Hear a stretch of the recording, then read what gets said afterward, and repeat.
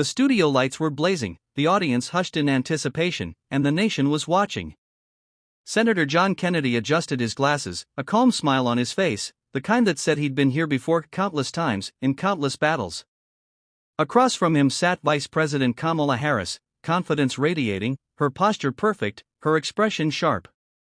It was supposed to be a routine televised legal discussion, a debate on the boundaries of constitutional authority and judicial ethics.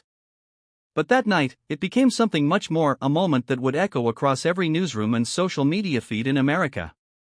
The moderator introduced the topic. Tonight, we're discussing the limits of executive power and the Constitution's role in modern governance. Kamala nodded firmly, prepared for what she thought would be another easy round of political sparring. John Kennedy leaned back, his voice slow and honeyed with that Louisiana drawl.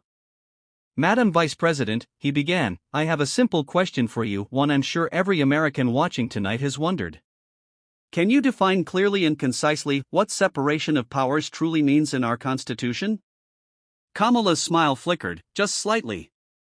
It was a question every law student could answer, and as a former prosecutor, she should have had it ready. But she hesitated.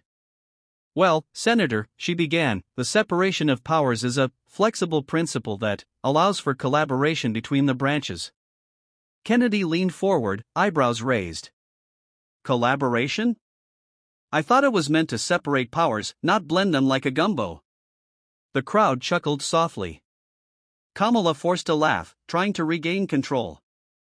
"I mean that the branches can work together to achieve shared goals." Kennedy interrupted politely, his tone still courteous but razor-sharp. "Ma'am, with respect, if the branches start working together to achieve the same goals, doesn't that mean we've got one big branch? And when that happens, don't the people lose their protection against tyranny?" The room went silent. Kamala blinked, searching for words.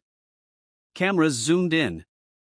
Millions watched as her practiced confidence faltered under the weight of his calm logic. Kennedy wasn't being cruel, but he was being clear. He had a gift for exposing weakness not by shouting, but by asking questions so simple they cut through pretense like glass. She shifted tactics. "Senator, I think we can both agree that the American people want leaders who can get things done. The Constitution shouldn't be a roadblock to progress."